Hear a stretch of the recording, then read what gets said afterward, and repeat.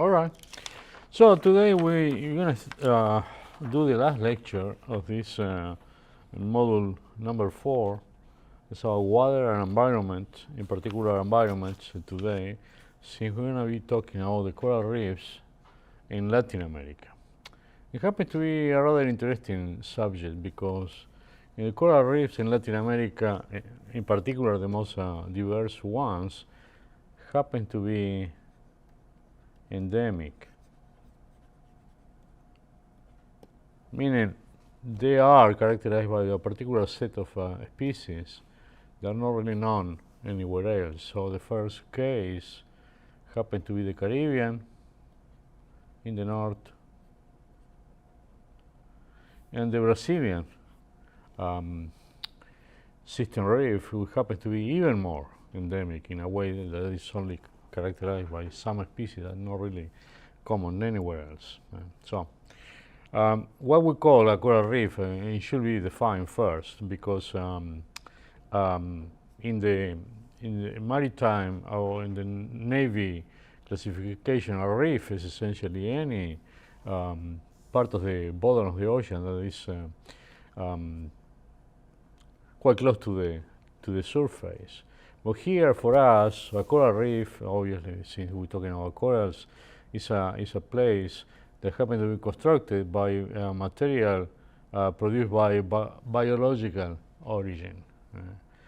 In general, calcium carbonate. Calcium carbonate involves the two main minerals produced by calcium carbonate, calcite and aragonite. You're going to see mostly aragonite in the case of coral reefs.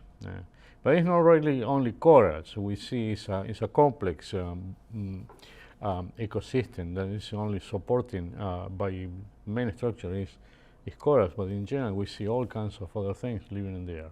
Even some calcareous algae, which are very important in some environments. It's rigid, it's not really loose, cemented strongly, and it's producing a framework, and the framework is filled up with fragments.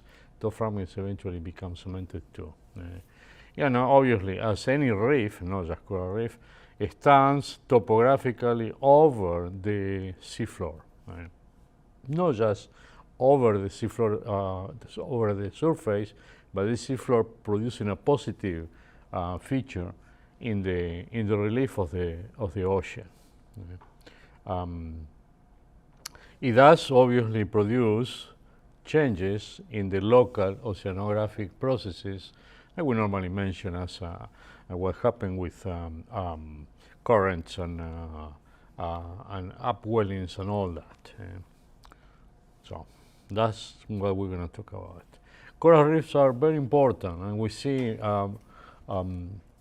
increasingly more the importance of this, since they produce a value that is not always well established, but in general we see they provide protection for the storms, and they provide a place where biodiversity develops and is possible. So in this particular graphic we see here, we see one very strong storm moving in this way, in that direction, essentially moving away from the coast. This is Florida, and the protection of the coastal area by coral reefs is rather important. Now, to produce a healthy reef, coral reef, we do have to comply with a very strict set of conditions, and particularly corals, scleractinian corals, also called hexacoralia. Either way is actually a synonym. Hexacoralia, essentially because the symmetry of the corallite happens to be divided in 6. So, hard to draw here today. Anyway, you see what I mean. And scleractinia is quite common. And also calcareous algae and many other things. There are sponges, and there are also other animals like bryozoans and mollusks and all those things are contributing to the building of this reef, but in fact the framework is produced by corals. Now the main thing is water must be warm, and I mean in this respect about 25 to 29 Celsius, no more than 29 Celsius, no less than 25, and even if we go to the extremes, 18 Celsius. Salinity. The salinity is always requiring normal marine salinity, which is about 35 parts per thousand. Right? So 3.5%, whatever you prefer. So quite picky about it. The water should be shallow too. Even so that corals are normally coming from the phylum Cnidaria related to jellyfish, related to normal anemones. They do have a need to be in a photic zone, and I mean by that about 70 meters of depth. No more than that. In that case, if we go below 70 meters, the photosynthesis it doesn't work. Why photosynthesis? Since it happens to be an animal, because this creature is characterized by having a symbiotic association with a zooxanthella, which is an algae that lives inside the coral, and that algae do need light to produce carbohydrates. Very interesting set of conditions. Water, warm, well illuminated, got to be clean, not turbidity in the water, and the temperature should be optimal, 25 to 29 Celsius. Salinity is also quite important, happens to be marine normal salinity.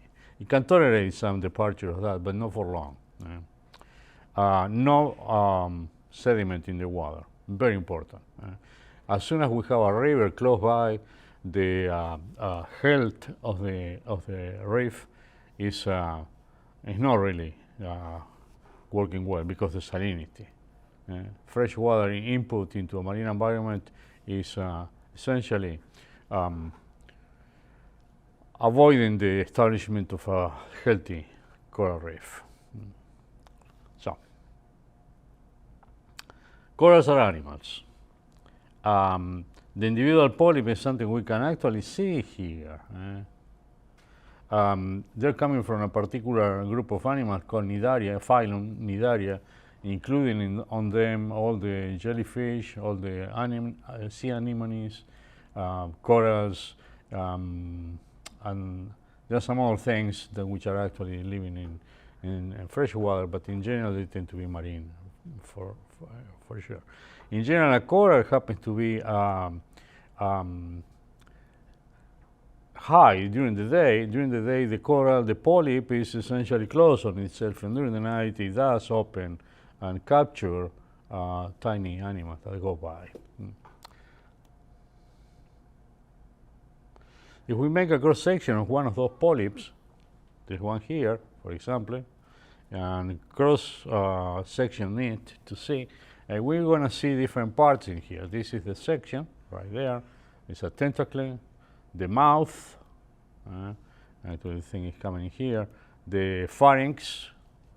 It happens to be a muscular, it can be closed and open together with the mouth, and they do have a stomach. It's an open digestive system, and it's quite effective. Now the zooxanthella, where is the zooxanthella? Zooxantellas are in the epidermis of the coral. You see here, this is a typical colonial coral. The polyps are all around here, and if we observe the thin section of the epidermis, we see the algae right there. This is one. And this algae shows in here the green cellular bodies we call chloroplasts, where they produce the function called photosynthesis. So they actually both benefit from the association because the corals are producing food the algae are producing food for the corals, and the corals do produce nutrients and benefit the algae that need nitrogen and phosphates and all those good things, which are very scarce in the area where these corals are living. Corals are normally living in very warm, clean water, characterized also by the lack of nutrients. So in this situation is the base of the association for both creatures, the algae and the coral. So again here, zooxanthella produce lipids, sugars, and oxygen, and the coral is producing nutrients, in particular, obviously, carbon dioxide, which is not really lacking in the environment, and shelter. Now, these scleractinian corals are very diverse in shape and in configuration, depends of not just of the particular species, but also depends of the energy. We may have the same coral adopting a particular shape depending on the conditions of energy, currents and waves, and the same coral may produce a rather delicate structure when it happens to be in areas where the energy is less. This base where the coral is sitting is essentially calcium carbonate, produced from precipitation of the calcium carbonate is in the seawater. These scleractinians corals are also called hermatypic corals, which are the corals that produce reefs. These are the ones we're going to emphasize today. But in general, we should know there is another group of corals that can live very much in any depth. They don't need light. And those are normally solitary colonies that are not really forming reefs. So it's not really important in this moment for us. But they are all over the ocean. As we mentioned, the reef activity or the reefs, the hermatypic reefs, are concentrated in the zone where we have light, a photic zone. In general, depending where the area is or the clarity of the water, we can talk about photic zone reaching about 200 meters, but in fact the photic zone requires effective light. So in general, we should mention that these 200 meters are not really enough to produce energy in order to make photosynthesis, but 70 meters is a much better element. Now, from 70 to about a meter. If we go higher than 1 meter, well, the concentration of UV rays is not really so good for the coral, so they are not really doing as well as those below 1 meter or so. So,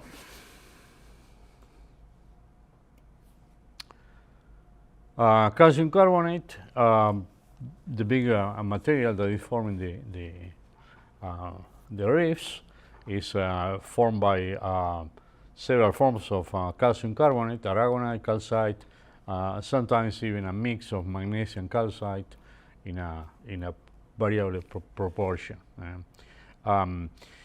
Calcium carbonate is rather abundant in seawater, particularly when the seawater is warm, but it does need some precipitation aid by the metabolic action of corals. So that's the reason why we have all them living in those places.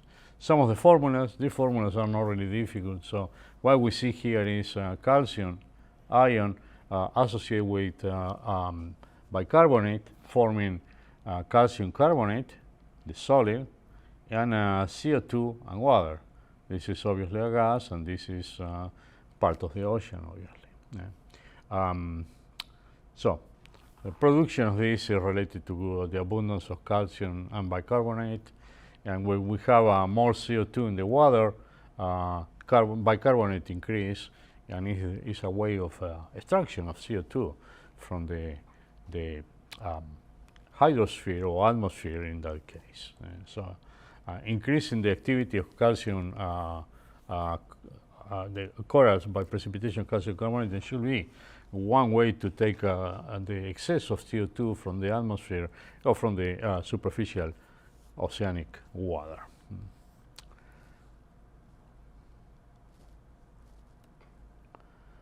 Some of the corals are actually not really producing any precipitation, so we do have, on top of those solitary corals that are living in deep water without any symbiotic algae, we have also one group of corals which are soft. In general, it's called the alcyonarian corals. These are also called soft corals, and they don't precipitate any, well, at least not really much calcium carbonate. Sometimes they produce spicules distributed through the body, but these are very much looking like a plant. And they are not plants, obviously. They are polyps and they are corals, but they are essentially just living from wherever they trap in the water. Zooplankton, phytoplankton, and such. Filter feeders, we call it.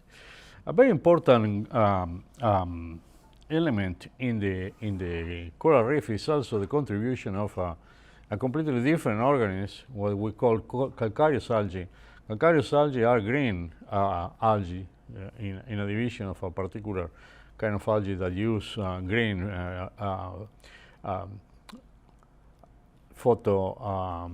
chlorophyll, green chlorophyll.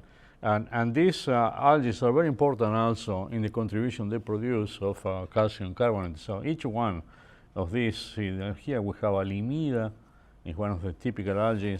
Eudotea, these are typical algae in the Caribbean water where the temperature is high. Each one of these segments in here is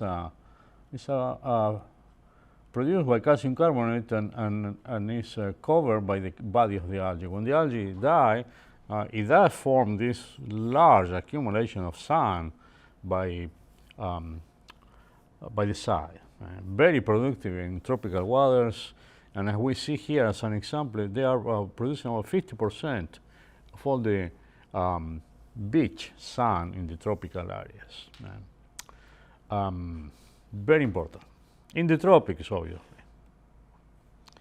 Now, corals do have predators. We can count between predators to sea stars, fish, and in particular these fish happen to be very interesting. What we see here, this is the upper part of the teeth structure, and this is the lower part. These are called parrotfish, and they actually crunch the coral and ingest the whole thing, the stony part of the coral and the polyp part, and they go moving, crunching the coral, and eventually defecating, and that is actually producing sand that goes into forming the soft part of the coral, eventually going to cement in the whole thing. If you got a chance, this is a video here, follow the link, produced by the BBC. It's a really interesting one. It's about 2 or 3 minutes, so hope you watch it. Parrotfish are a group of coral reef fish that live in tropical oceans around the world. Most species live in and around shallow coral reefs. They come in many bright colors and sizes. They change colors as they grow, so among the same species, their coloration can vary greatly between males, females, and juveniles. They typically grow between 1 and 4 feet long. They may travel alone or in groups. They use their side fins to swim forward. Parrotfish have fused teeth that form a parrot-like beak. Their teeth are among the strongest in the world. They use their teeth to scrape food off coral reefs. Parrotfish forage on rocks and coral that are encrusted with algae, bacterial mats, and detritus. They act as reef cleaners, feeding on algae that would otherwise smother the coral. By selectively eating fast-growing coral species over slower-growing species, they help maintain a more diverse coral reef ecosystem. By munching down dead corals, they make room for young corals to settle and grow. In areas where overfishing has depleted parrotfish populations, the coral reef ecosystems are not as productive and diverse. Parrotfish are bioeroders. They often leave scratches and scars on the rocks and coral surfaces that they feed on. The ingested hard material is ground up by a second set of teeth, called pharyngeal teeth, located in the back of their throat. Much of the sand in a parrotfish's range is the ground up, undigested coral that they excrete. They are beach builders, countering erosive wave action on shorelines with their sand production. All right. I hope you enjoyed all the festival of the parrotfish crunching on corals. Sometimes it's funny because when you see these corals being attacked by the parrotfish, you can, before seeing them, you can actually hear them crunching in the rock. And it's actually a very, very interesting sound. Anyway, now, as we mentioned, corals are very picky about temperature, very picky about the transparency of the water. They need light. The temperature should be more than 20 Celsius, but not more than 29, 26 Celsius. No turbidity. And then we put it in a map and look into this map we have here. And we do observe, it's a line right here representing the isotherm of 20 Celsius. 20 Celsius is about 68 Fahrenheit. So, as you see, north of 20 is nothing, and south of 20 Celsius is not any particular coral. So, very well defined. That's the reason why we have corals inside the isotherms in here, but nothing outside of them. And also, quite interesting is we don't have any coral in the mouth of where rivers are. See, Mississippi River is coming out here, no corals in the coast of Texas towards the south. As I was saying, the distribution of reefs are defined by essentially temperature, quality of the water, salinity of the water, including clarity of it, and see that the restraints for coral reefs is we don't really have any in areas where we have big rivers. Two reasons: low salinity and high turbidity. In the Amazon River, we have no corals in here on the north coast of the Atlantic of Brazil, and we don't have any coral reef in the coast of Texas all the way into Mexico until we reach the Yucatan Peninsula here. So big rivers are not really a good factor for corals. But places where we have a good temperature and many different islands in here are where we have maximum diversity here. This is the place in the southwest Asia and North Australia is the place where we have the maximum diversity of corals. So more about it in a moment. This is an illustration showing differences in temperature. This is a real thing when we see 20 Celsius defined by this particular color in here. And you see corals here, here, here, and so. We do assume corals are in this way now. You know, we observe corals alive, and we assume corals in the past were the same way. So, you know, it's a good tool for geologists to know when you find a good paleocoral, if we may mention in that way, those conditions are used as a proxy for the paleocoral. Right here we have on this color mark the global distribution of coral reefs. As you see, most of the reefs are here. The Indo-Australian province is the best and most diverse association of corals. And then as we see, it's a province in here, Caribbean coral province, and then another one in here, in the north of Brazil, all the way to Rio Grande do Sul here.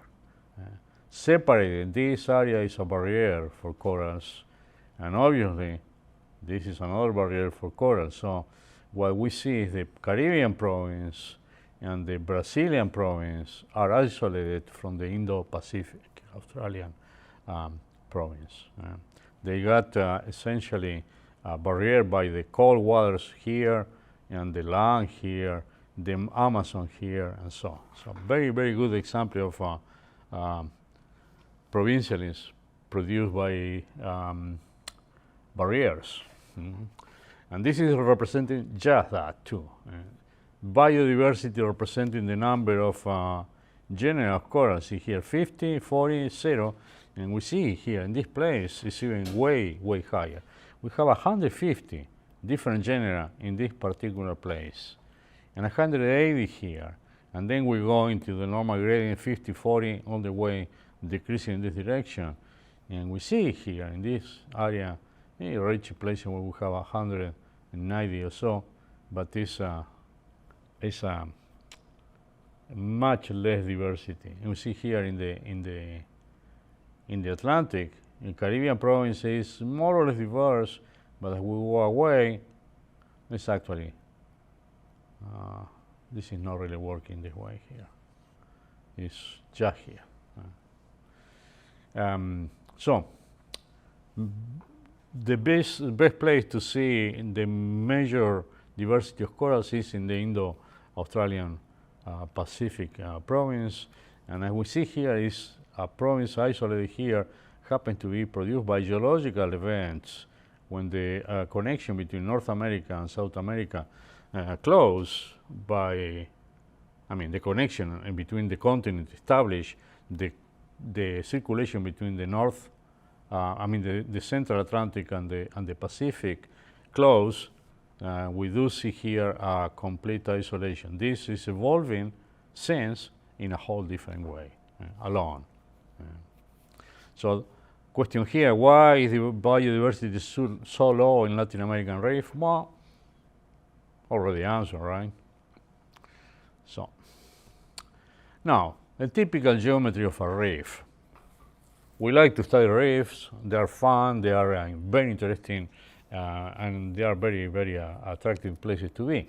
So what we see here is an expression of the major reef types. What we see here, this is the coastal area. And then we do have a barrier here, a coral establishing not too far from the coast with a lagoon in between. This is called a fringing reef, but it's characterized also by these openings here and there. And a variation of this, when we have a continuous reef, is called a barrier reef, much farther away from the coast than the fringing reef. And we may have a submerged platform like this, or in places where we have an evolution of the crust by subduction of the volcanic event. And this island here used to be emerged with a fringing reef, eventually a barrier reef. Now the island is completely submerged, and we have just an atoll here, a circular ring, circular in a way, not really get to be circular, but a close form in the coral. Fringing reef right there. So it's not really very far from the coast with a tiny lagoon in here. A barrier reef farther away, a much more developed lagoon, and eventually still a barrier reef, but see, the amount of rock is less. Bora Bora is the typical example of that. One of the major barrier reef is in Australia. And see, this thing is about 2,000 kilometers from here all the way to this side of the crane. Very important, one of the major structures in the planet produced by creatures. And here we have the final step where we have just the reef left, and the the rocky central core is submerged, like this in here.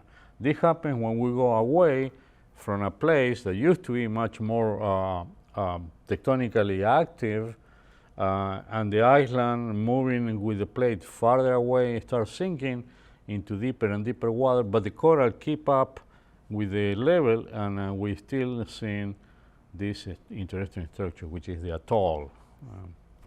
So now, if we take a look at the typical cross section of a reef, we can divide the reef into essentially two places. The reef crest, and see the front, and the back reef. Energy-wise, this is the most energy. Obviously, all the waves and currents happen here, so the corals in here are very strong, very much grow in the way that they can resist all that energy. And as we go into the lagoon or back reef, we see the corals are much more fragile than in the other side, obviously because the conditions are less energetic in here. By the same token, here the availability of food is way less. Temperature is much higher. Changes in salinity are also higher in a way, because in these places here we have a higher evaporation. So it's not really the best place for corals, but they do grow in there. The reef crest is essentially the point that marks the definition between the reef front and the back reef. This in here goes all the way to about 40-70 meters, and still we grow good corals in good health. So we do have changes in different species here than here, and even the same species do show different, what we call phenotypes, different shapes depending on the energy. And the same coral, the same species, maybe growing like this in here, and in the central part of the lagoon where the energy is less, it can be really, really fragile, even so it happens to be the same species. Just energy, right here. This is what I was trying to say. This coral here, all these 5 different forms, 6 different forms, are the same coral, but it grows in different ways depending of the conditions. So we have the crest of the reef, the front of the reef, the back reef in here, and the lagoon in here. Interestingly enough, and we don't really talk much in this lecture, but we should, it's also an association with mangroves. Mangroves are trees. They are real trees. They do produce flowers, roots, and trunks, and everything, and they are actually growing in seawater, but they happen to be in the side of the coast. So essentially, they are living in the muddy shore, and they do have a perfect association with reef, because they are actually holding the mud and protecting the reef from clogging with all that muddy water when raining. So interesting point. And in many places we saw that people are trying to enjoy the touristic attraction of a reef, because people go diving in there and enjoying themselves, and they go and erase the mangroves because it happens to be places full of mud and all kinds of creatures living there. So a touristic attraction or resort, for example, you're going to be essentially paving this down and making it available for tourists, but you're going to be short-lived, because if you take the mangroves away, all the runoff of the rain in tropical areas, it rains a lot, you're going to go into the lagoon and eventually into the reef, and the health of the reef won't be the same. Again, trying to represent different ways a coral can present itself. Same thing, maximum energy here, less energy here is what we see here. This is the lagoon.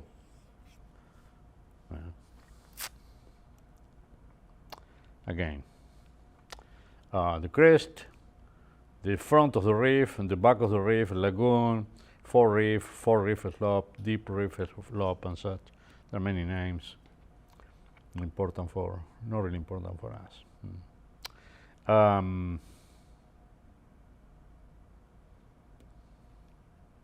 A place in Jamaica, and see the front of the reef, the crest is very well observed, and the flat lagoon area in the back. Again, same thing.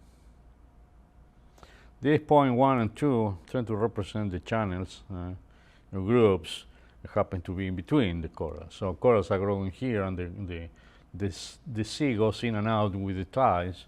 Happen to be enough tide, high, different between high and low tide. Different shapes of the corals. The most impressive part is the front, obviously. You happen to be from the crest of the reef, looking into the front and down, you see a wall of blue. And this is the place where the oceanic environment is encountering the reef environment. Many major predators are always in this area here, so you know, sharks and such. Now, from the point of view of sedimentology and ecology, we can observe here in this profile that we saw several times already. This is the place where the mangroves are, the front of the reef. You know, depths in here can be in excess of 200 meters or so, the flat. And we see here A is representing sediment which are large in size, what we call coarse sediment. And obviously here where we have the maximum amount of debris. Broken pieces of coral are in this place and in this place. But fine sediments are farther away, in this area here, or into the quieter places of the lagoon. Changes in temperature, we see the maximum temperature variation happens right here, as we see here. This is representing the maximum variation. As we go into the front of the reef, the temperature doesn't change much. The maximum diversity also happens in the central part of the lagoon here and in the front of the reef, not in the flat or crest part of the reef. So it's rather obvious, but it's nice to see a representation like that. Well, what we see here is just already talked about it. We start with an island, and the island move away from the area where it's buoyant and hot into an area where the temperature of the crust it makes the plate go lower. So in that way we produce a barrier reef, and eventually we do have an atoll. This was observed by Charles Darwin already in his travels through the South Pacific. And he did actually produce an explanation rather good about it. Example here, fringing reef right here, and then we see here barrier reef, and finally lagoon. This is something we can see here in these islands in the South Pacific. Now, coming back to the place where we supposed to be emphasizing the Caribbean reef. We see here in Caribbean reef all these lines in yellow are representing reefs in the Caribbean. So we see some in Florida, the Florida Caye, Bahamas, all the Virgin Islands.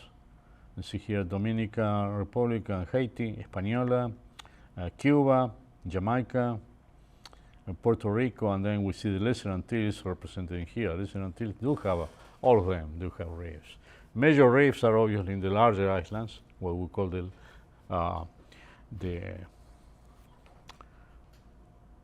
continental Antilles.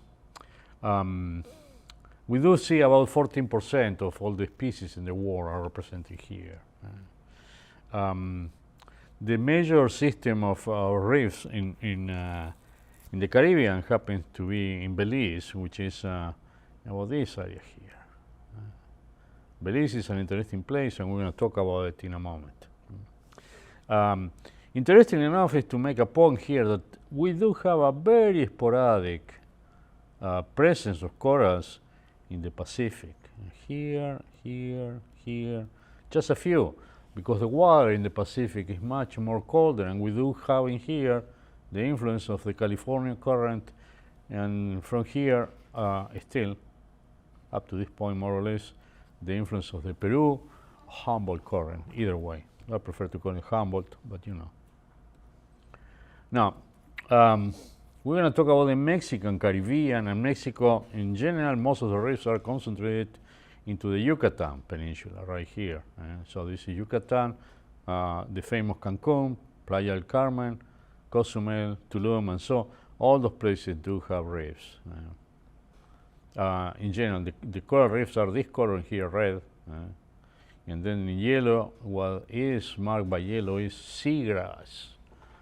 You can now have both at the same time. Seagrass in one place, normally in sediment, loose, sandy bottoms, and the coral reef got to be in a rocky bottom.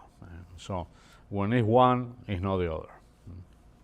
But see here, as we go in this direction, south of Mexico into the border with Belize, including even so the Chinchorro Bank, those are really, really nice coral reefs.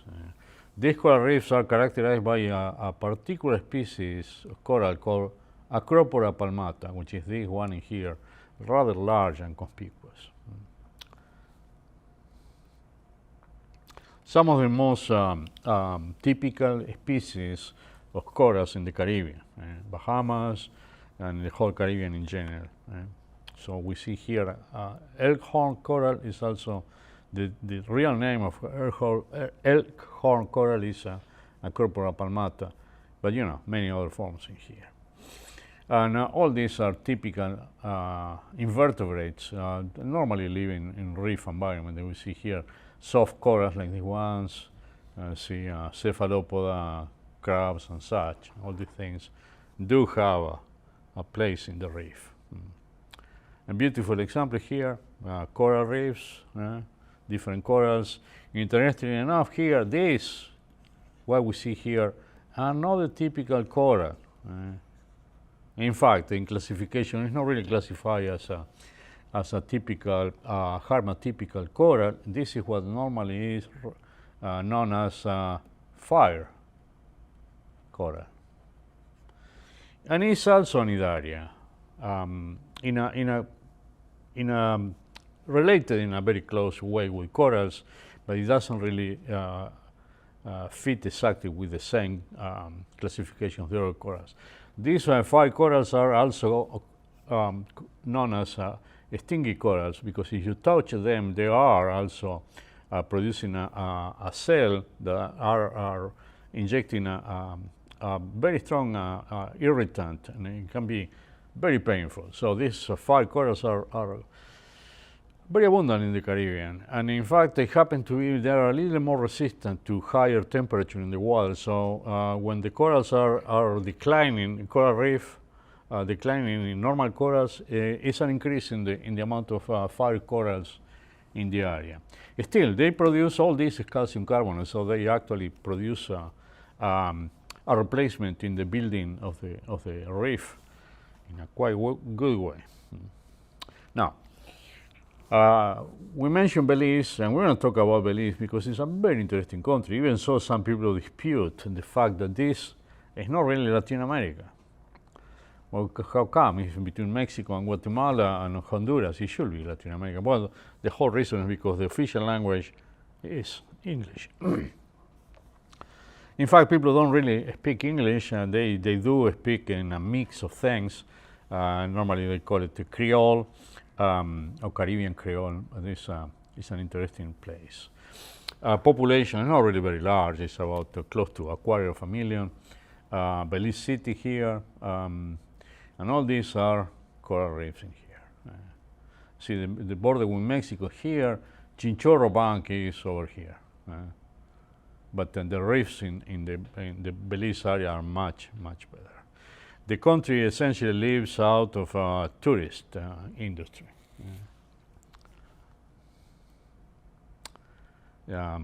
satellite imaging here. Belize, only here, Chinchorro is not part of Belize, it's part of Mexico. So you go here, Caribbean Sea, this is Chinchorro here.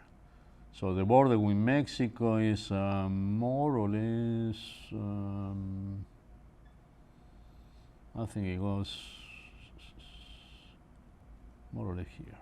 So this is Mexico, and this is Belize. So this one, Lighthouse, Glovers, and Turnerf are part of the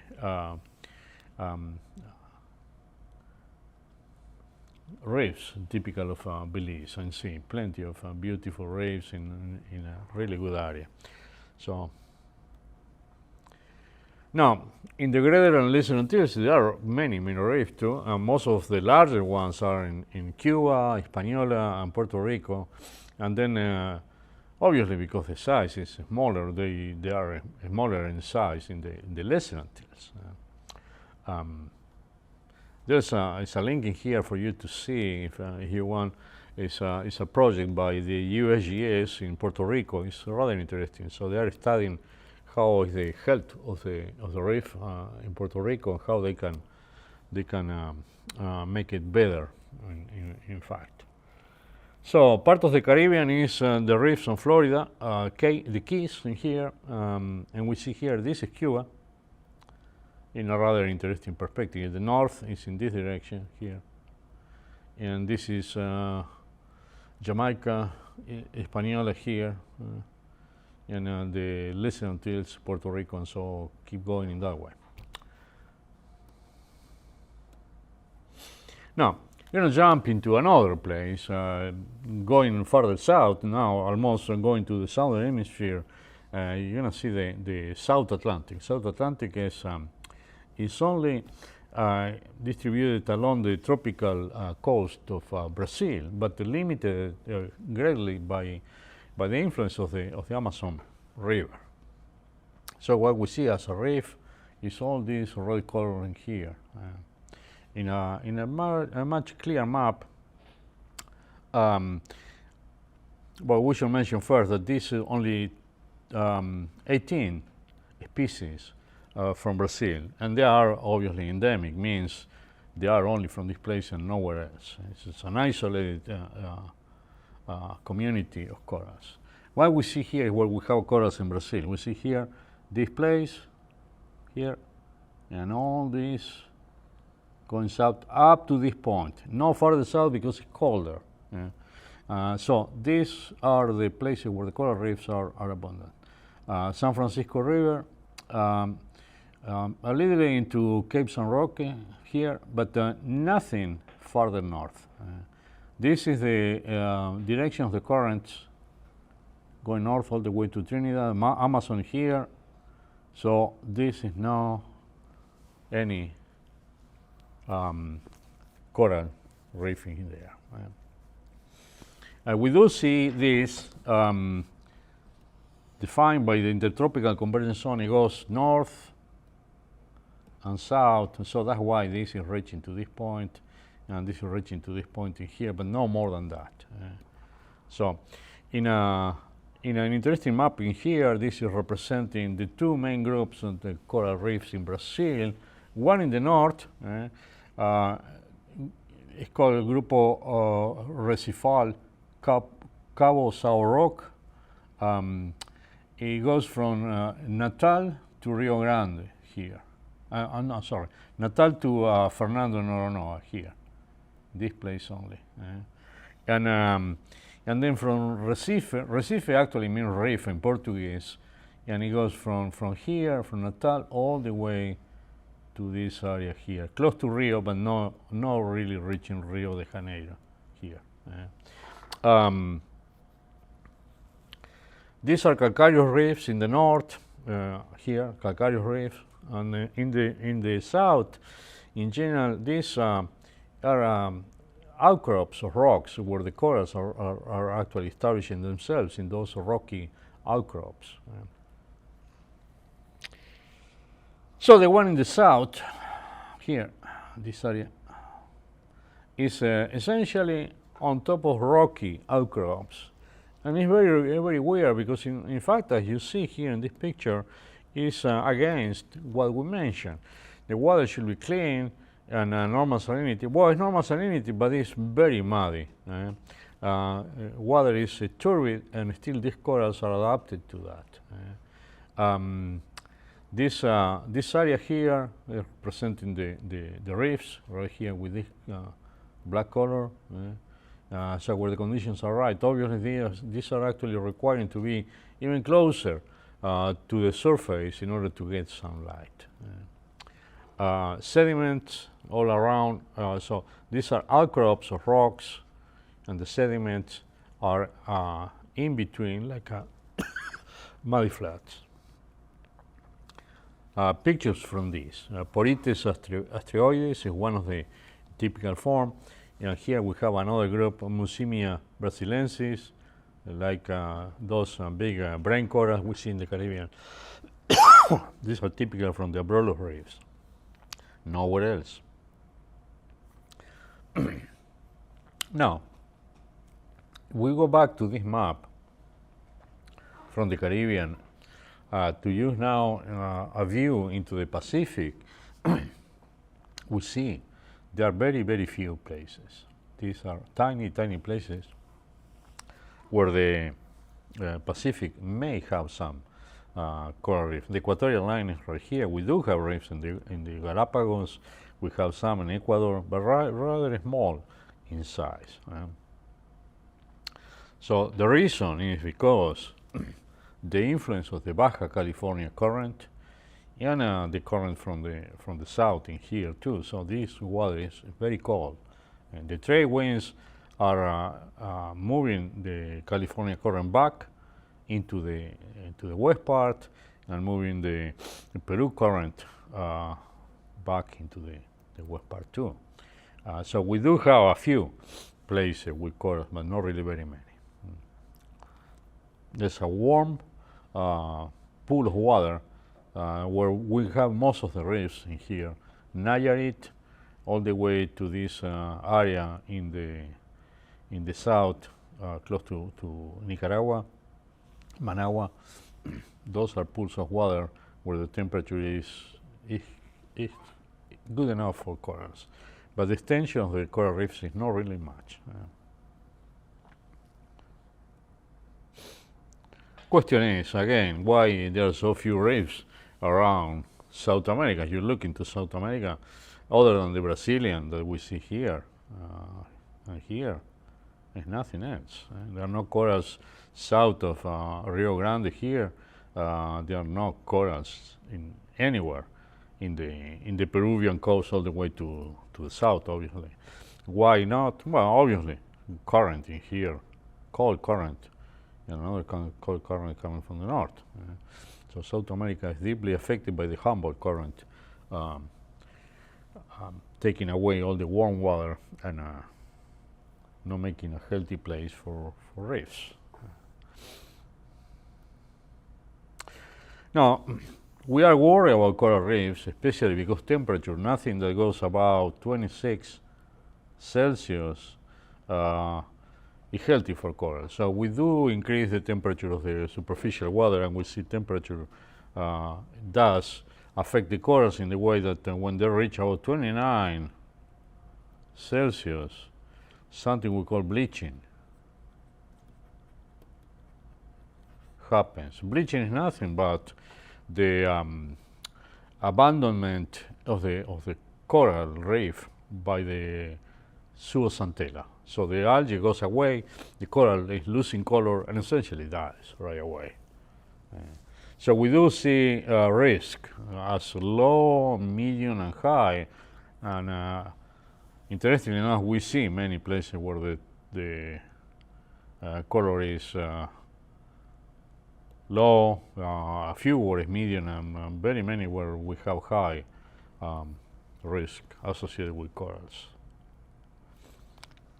So, natural threats happens. We do have hurricanes and typhoons affecting corals. We do have natural predators, as we saw a few. We do have a few disease. In particular, this one in here is called black band disease. It's a fungi that goes into killing the algae in the coral. And obviously, we see changes in the sea level. It's also affecting the corals, but it happens to be at a normal pace. It may actually be compensated by the corals itself. The main threat really comes from us. Overfishing, poor fishing practices, like using anchors. There are places even so that they use explosive to fish. Obviously, nothing good coming from that. From the sedimentation from development and mining, water pollution. Tourists do it in a very careless way. Obviously, it's breaking the coral. And climate change is the one that is really worrying us. Global radiation is increasing too, as temperature. So almost 2/3 of the Caribbean reefs are under threat. Here's a better view of the Caribbean. Bermuda Reef over here is very much affected by this fungi called black band disease. And in general, in the Caribbean, most of the problems are bleaching. But still. All right, well, that's it. All we have for about corals, and well, as we mentioned, Caribbean is the main place in Latin America, but there are other places we should have a clue. Brazilian is an interesting place. Brazilian corals are interesting, but in general, it's applied to all the corals in the world. So like everything, we need to start taking better care of our environment. Then in the next lecture, we're going into the last part of the class, where we start talking about environmental issues, and in particular talking about the very important issue of the treaty between U.S. and Mexico about the use of water in the Rio Grande and also in the Colorado River in the west part.